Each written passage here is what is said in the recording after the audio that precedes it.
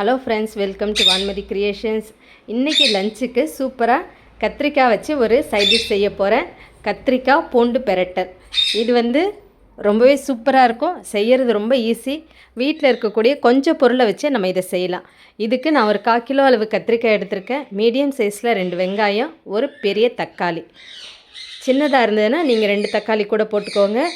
ரொம்பவே டேஸ்ட்டு சூப்பராக இருக்கும். ஒரு 5 பெரிய சைஸ் பூண்டு பல். சின்னதாக இருந்தால் இன்னும் கொஞ்சம் கூட எடுத்துக்கோங்க. கருவேப்பிலை, அதுக்கப்புறம் தனி மிளகாத்தூள், தேவையான அளவு உப்பு. இந்த கத்திரிக்காய் பூண்டு பரட்டலுக்கு இவ்வளோ பொருட்கள் தான் தேவை. இது எல்லாத்தையும் இப்போ ரெடி பண்ணி வச்சாச்சு.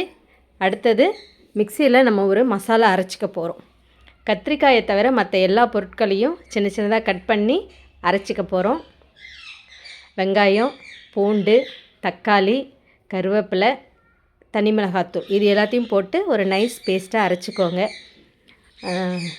என் கூடவே எங்கள் வீட்டு கிளி கத்திக்கிட்டே இருக்குது.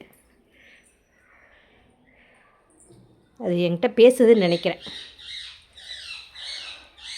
இப்போ இது எல்லாத்தையும் நம்ம ஒரு பேஸ்ட்டாக அரைச்சிப்போம். இந்த பேஸ்ட்டு ரெடி ஆகிடுச்சுன்னா செய்கிறது ரொம்பவே ஈஸி. ஒரு 10 நிமிஷத்துக்குள்ளே இந்த சைட் டிஷ் செஞ்சு முடிச்சிடலாம். இதே மாதிரி அரைச்சிக்கோங்க. இப்போ நம்ம கேஸ் ஆன் பண்ணி ஒரு அடிகனமான கடாய் வச்சுக்கிறோம். நல்ல வெயிட்டாக இருக்கக்கூடிய பாத்திரத்தை வச்சுக்கோங்க. அப்போ தான் கொஞ்சம் அடி பிடிக்காமல் இருக்கும்.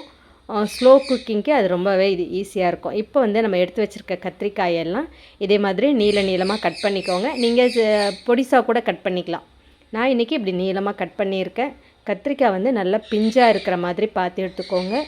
ரொம்ப அது உள்ள விதை இல்லாத மாதிரி. அப்போ தான் கத்திரிக்காய் இந்த ரெசிபிக்கு ரொம்பவே சூப்பராக இருக்கும். நல்லா பிஞ்சாக இருக்கணும். இதே மாதிரி எல்லா கத்திரிக்காயும் நான் கட் பண்ணிவிட்டு உங்களுக்கு காட்டுறேன். இடையில எங்கள் வீட்டு கிளி வேறு பேசிக்கிட்டே இருக்குது. இப்போ நம்ம கட் பண்ண எல்லா கத்திரிக்காயும் எண்ணெயில் போட்டு நம்ம வதக்க போகிறோம். இதுக்கு கொஞ்சம் அதிகமாக எண்ணெய் வச்சுக்கோங்க.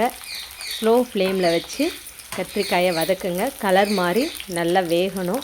இது கூட 1/2 டீஸ்பூன் மஞ்சத்தூளும், இந்த கத்திரிக்காய்க்கு தேவையான அளவு உப்பும் போட்டுக்கோங்க.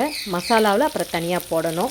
இப்போ இது எல்லாத்தையும் நல்லா மிக்ஸ் பண்ணி ஒரு 5 நிமிஷமாவது ஸ்லோவில் வச்சு பெரட்டி விட்டு எல்லா கத்திரிக்காயும் நல்லா வறுத்து எடுத்துக்கோங்க. கலர் மாதிரி சாஃப்டாக ஆகிடணும் இந்த கத்திரிக்காய்.